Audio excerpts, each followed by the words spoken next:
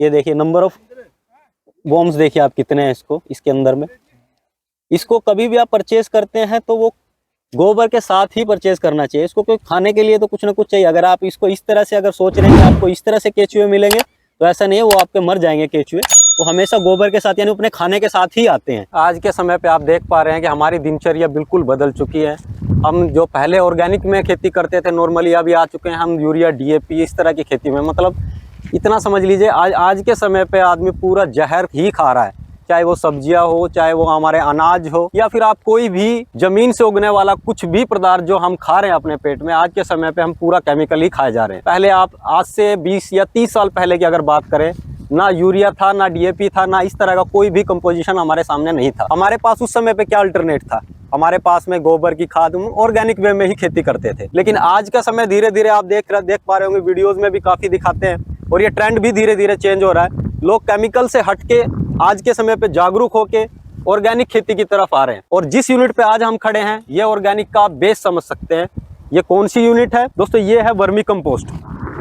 जो आप ये यूनिट देख रहे हैं, ये वर्मी कंपोस्ट है। तो वर्मी कंपोस्ट क्या होता है? नॉर्मल गोबर की खाद और वर्मी कंपोस्ट में अंतर क्या है? ये गोबर की खाद से ही बनता है, लेकिन इसमें अंतर ये है, इसके अंदर जो कंपोजिशन है NPK की, वो आपकी नॉर्मल गोबर की खाद के मुकाबले 3 गुना ज्यादा है। यहाँ एक छोटी सी यूनिट पे आए हैं जो वर्मी कंपोस्ट का एक किसान भाई हमारा काम कर रहे हैं, विजय चौहान जी जिनका नाम है। और ये यूनिट आप देख पा रहे हैं, एक नई एस्टेब्लिश यूनिट है। इनकी 2 यूनिट है, एक ऑलरेडी प्रोडक्शन दे रही है। और इस यूनिट पे हम जानबूझ के आए हैं क्योंकि यहाँ पे अभी जस्ट इन्होंने 7 मई को यही पूरा यूनिट लगाया, यानी 7 मई को ये पूरा यूनिट लगाया इन्होंने। और नया यूनिट है। कैसे ये इस चीज को स्टार्टअप करना चाहिए, यानी आप अगर वर्मी कंपोस्ट की फार्मिंग में जा रहे हैं या वर्मी कंपोस्ट की यूनिट डालना चाह रहे हैं, तो कैसे ये सेटअप आपको रेडी करना चाहिए, वाकई करने का तरीका क्या है? क्योंकि वीडियोस तो काफी दिखाते हैं लोग, उसमें सिर्फ कमाई की बातें होती है, लेकिन वाकई करने का तरीका क्या है वो लोग नहीं दिखाते। जैसे कि आप यहाँ देख पा रहे हैं, जस्ट अभी पूरा वर्मी कंपोस्ट भी नहीं बना और आप केचुओं को देख सकते हैं, इनकी संख्या देख सकते हैं, कौन से ये केचुए हैं, कितना ये गोबर डला हुआ है, इस गोबर से कितना वर्मी कंपोस्ट हमें बनेगा, कितनी हमारी कमाई होगी और कितनी हमारी लागत इसमें लगी, कितने समय के बाद में ये गोबर की खाद कन्वर्ट होकर वर्मी कंपोस्ट में चेंज हो जाएगी। आज इन सभी विषयों के बारे में डिटेल से बात करेंगे। तो अब ये वर्मी कंपोस्ट का अगर बिजनेस आपको स्टार्ट करना है या फिर इसकी अपने लिए ही यूनिट डालनी है, तो उसे स्टार्टअप कैसे किया जाए, कौन कौन से स्टेप आपको फॉलो करने हैं और कौन सी गलतियां हैं जो आपको नहीं करनी है। क्योंकि इसमें जहां मुनाफा है वहां घाटा भी है। ये घाटा क्यों होता है? ये होता है किसान की गलती की वजह से, उसे जानकारी का अभाव होता है, वहां वो गलतियां करता है और नुकसान उठा पाता है। वो नुकसान आप ना उठाएं, तो इसके लिए ही आप आज आपको पूरा कंप्लीट सेटअप इसका कैसे लगाया जाता है, शुरुआत से लेके अंत तक पूरी जानकारी देने की कोशिश करेंगे। यहाँ जो आप बेड देख पा रहे हैं, ये 60 फीट लंबा बेड है। 30 फीट के 2 टुकड़े हैं एक्चुअली ये, लेकिन इसको लंबाई में हमने 60 फीट ले लिया। अगर आपको लगाना है यूनिट तो आप 30 फीट बाय 4 फीट के हिसाब से लगा सकते हैं। इसके एक बेड के अंदर में 1.5 टन यानी 1500 किलो गोबर डाला जाता है। यानी 30 फीट लंबा बेड रहेगा, 4 फीट चौड़ा बेड रहेगा, तो उसके अंदर 1500 किलो गोबर डाला जाता है। अगर गोबर की कॉस्ट की बात करें तो मात्र 600 रुपए का ये गोबर आता है। इसके अंदर में 30 फीट के बेड के अंदर में 30 किलो वर्मी वर्म्स, आपको अर्थ वर्म्स डाले जाते हैं, जिसको केचुआ बोला जाता है, वो डाले जाते हैं। ये करीबन 3 से 4 महीने के बाद में ये 1500 किलो का जो गोबर है उसको कन्वर्ट करके 750 किलो वर्मी कंपोस्ट में कन्वर्ट कर देता है। 50% में कर देता है। ये 50% में कन्वर्ट कर देता है। वर्मी कंपोस्ट जब आपका तैयार हो जाता है तो इस तरह का रहता है, जैसे आप देख पा रहे हैं, ये एकदम बिल्कुल ताजा वर्मी कंपोस्ट है। आप देख पा रहे होंगे इसके अंदर मॉइस्चर कंटेंट भी है और ऊपर से अभी सूखने के लिए इसको डाला हुआ है। अब कैसे पता चलेगा एक आम आदमी को कि ये वर्मी कंपोस्ट तैयार हो गया है? वर्मी कंपोस्ट जब तैयार हो जाता है तो अगर आप उसको स्मेल करते हैं, तो अगर इसमें गोबर की स्मेल नहीं आ रही है, यानी बदबू नहीं आ रही है, न्यूट्रल स्मेल है, तो समझिए आपका वर्मी कंपोस्ट तैयार हो चुका है। अगर आप इसको लंबे समय तक डाल के रखेंगे बेड के अंदर, तो केचुओं को देखिए चाहिए खाना, किसी भी जीवित प्राणी को खाना चाहिए, नहीं तो वो मर जाएगा। अगर वर्मी कंपोस्ट आप समय पे नहीं निकालते तो केचुओं को खाना नहीं मिल पाता, जिसके अभाव में वो धीरे धीरे मरने लगते हैं, उनकी क्वांटिटी डाउन होने लगती है। तो सबसे पहले कुलदीप जी, जैसे आपने ये बेड लगाया है जी, तो ये इसके चारों तरफ हम देख रहे हैं कि यहाँ पर आपने ईंट भी लगाई हुई है। तो इसमें जैसे आपने केचुआ ये गोबर डाला है जी, 1500 केजी इसमें गोबर मैं आपको दिखाता हूँ ओपन करके इसको। ये देखिए, ये जस्ट अभी 7 मई को हमने ये बेड लगाया था एक्चुअली में। और वर्मी कंपोस्ट, अगर अर्थवर्म्स की बात करें तो फ्रेडा करके ये वैरायटी है, मींस ये अर्थवर्म की स्पीसीज है। ये हमने इसके अंदर में डाली थी। इसका क्या काम रहता है, ये लेयर बाय लेयर ही अंदर जाती है। जैसे कि आप यहाँ केचुए देख पा रहे होंगे, ये देखिए, ऑस्ट्रेलियन टिड्डा के नाम से इसे जी, जाना जी। जाता है। ये ऑस्ट्रेलिया की ही ब्रीड है। और ये केचुआ आप देख पा रहे हो एकदम लाल रंग का केचुआ है। नॉर्मली हमारे जो केचुए आपको फील्ड में दिखाई देते हैं, जिसको देसी केचुआ बोलते हैं, वो थोड़े ब्राउन कलर के होते हैं, लेकिन ये आप देख पा रहे होंगे हल्का हल्का लाल कलर का केचुआ है।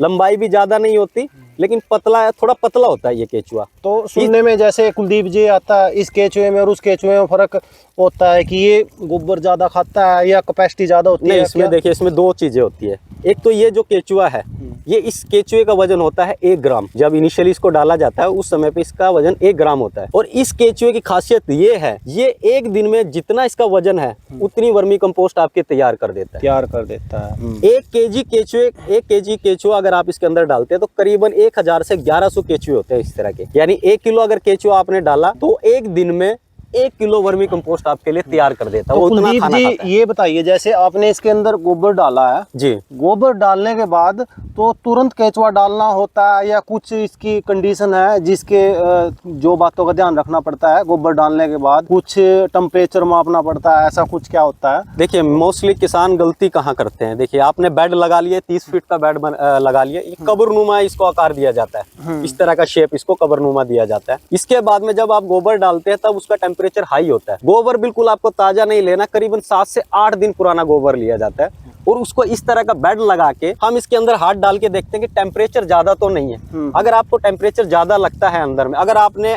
इस टेम्परेचर पे मींस अगर आपका गोबर डाला हुआ है, क्योंकि उसके अंदर कुछ गैसेस निकलती है जिसके कारण से केचुआ मर जाता है। मर जाता है। वो गैसेस निकालने के लिए हम इसको एक बार ओपन छोड़ देते हैं 2 दिन के लिए, और इसके अंदर टेम्परेचर हाथ डाल के भी देख सकते हैं। कोई आपको इंस्ट्रूमेंट की जरूरत नहीं है। अगर हाथ डालते हैं आपको गर्माहट लगती है अंदर में, तो मींस गैसेस अभी बाहर निकल रही है।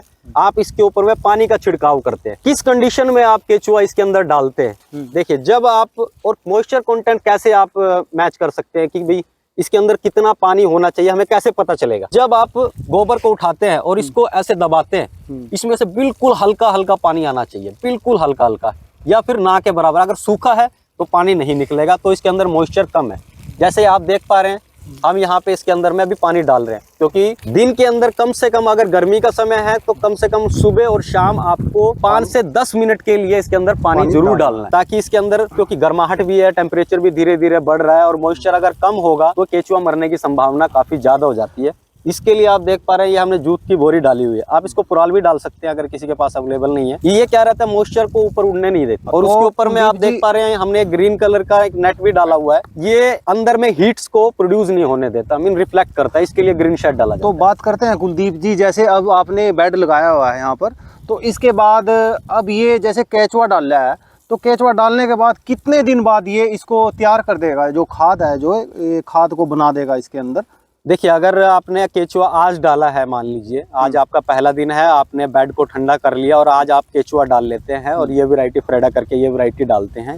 ये मैं पहले इस वैरायटी के बारे में बता देता हूँ। जैसे कि मैंने बताया कि एक दिन में जितना केचुआ का वजन होता है उतना वो खाना खाता है, और इतनी वर्मी कंपोस्ट आपके लिए तैयार करता है। अगर नॉर्मल केचुआ इसके अंदर डालते हैं, वो क्या करता है, वो नीचे जाने की कोशिश करता है केचुआ। और ये जो केचुआ है फ्रेडा, ये ऊपर लेयर बाई लेयर खाता रहता है और नीचे जाता रहता है। नीचे जाता रहता है। ये एक बार में ही नीचे नहीं जाता है, ये धीरे धीरे उसे खाएगा और फिर नीचे जाता है। एक केचुआ अपने जीवन काल में 5 बच्चे देके जाता है। ये मरने से पहले वो अपनी जनरेशन को 5 गुना बना के जाता है। अब बात आती है कि ये कितने समय के बाद में ये आपका वर्मी कंपोस्ट तैयार हो जाता है। और कितना केचुआ डलता है? जैसे ये 30 फीट का, मान लीजिए हमारा 30 फीट का और 30 फीट लंबा और 4 फीट चौड़ा बेड है, तो इसके अंदर हमने 1500 किलो गोबर का गोबर डाला हुआ है, जो ताजा गोबर है, 7 से 8 दिन पुराना। वो 3 महीने से 4 महीने के बीच में, या 4 महीने ही हम कंसीडर करते हैं कि 120 दिन में ये 1500 किलो गोबर का 750 किलो वर्मी कंपोस्ट ये तैयार हो जाता है। 50% तैयार कर देगा, जो यहाँ पर जैसे तैयार हुआ। जी जी, ये तैयार। फिर इसके बाद इसको झरने से डालना पड़ता है, जो इसको थोड़ा हम सूखने के लिए डालते हैं, क्योंकि इसके अंदर उस समय पे मॉइस्चर कंटेंट ज्यादा होता है, तो हम इसको थोड़ा सुखाते हैं पहले।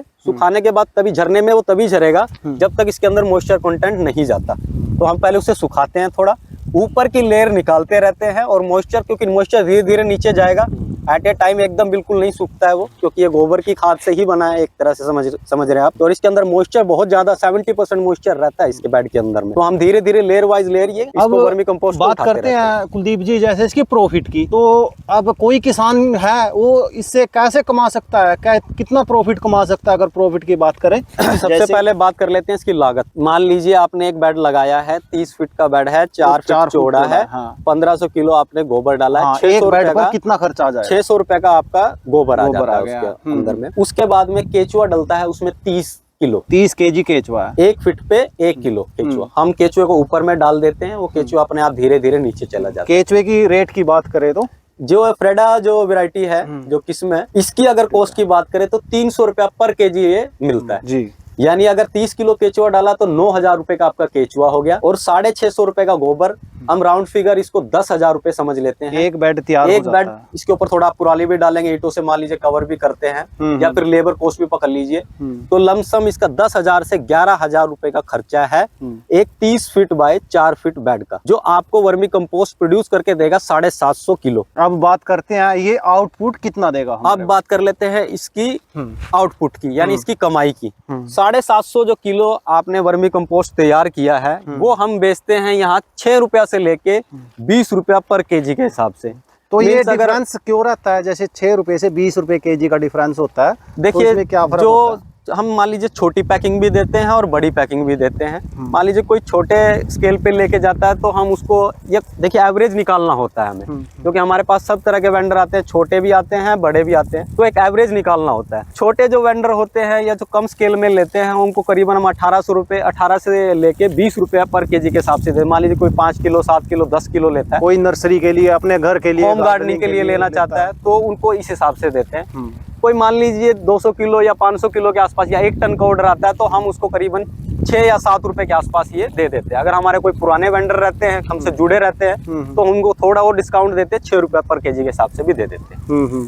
तो ये ओवरऑल कैलकुलेशन करें तो अगर 750 किलो खाद की अगर बात करें, अगर उसको 6 से मल्टीप्लाई करें, वो मतलब 750 किलो जो केचुआ इसके अंदर से निकला है, अगर उसकी एक एवरेज कॉस्टिंग की बात करें, मीन्स वो कितना उसने आउटपुट दिया या कितना हमें उससे कमाई हुई, जो हमने आपको कीमत बताई थी कि जो हम 6 रुपया से लेके 20 रुपया पर केजी के हिसाब से उसको सेल कर रहे हैं, एक एवरेज अगर छोटे बड़े कस्टमर को पकड़ के एक एवरेज निकाले तो 10 रुपया पर केजी के हिसाब से हम पकड़ लेते हैं। तो जो आउटपुट इसको आपको मिला है इस बेड से, यानी 750 किलो वर्मी कंपोस्ट से हमें आउटपुट मिला है, वो मिला है 7,500 रुपये। लेकिन हमारा खर्चा हुआ 10 से 11,000, तो इसमें बचत कहाँ हुई है? तो हमारा घाटा हो गया। ये घाटा नहीं हुआ क्योंकि फर्स्ट टाइम आपने जो केचुआ डाला है 9,000 रुपए का 30 किलो, 120 दिन के बाद में वो केचुआ 30 किलो से 60 किलो हो जाएगा। और दूसरी बार जब आप बेड लगाएंगे, यहाँ जहाँ आपने 30 फीट का बेड लगाया है, अगर आप उसको कंसीडर करके 60 फीट बेड पकड़ लेते हैं, तो दूसरी बार अगर आप जो बेड लगाते हैं उसमें सिर्फ आपका गोबर का ही खर्चा आता है, ना कि आपका अर्थवॉर्म का। अर्थवॉर्म का आपका बिल्कुल खर्चा नहीं आएगा, और वो 120 दिन के बाद मल्टीप्लाई होके 60 किलो से 120 किलो हो जाएगा, और ये लाइफ लॉन्ग तक चलता रहता है। एक छोटा किसान भी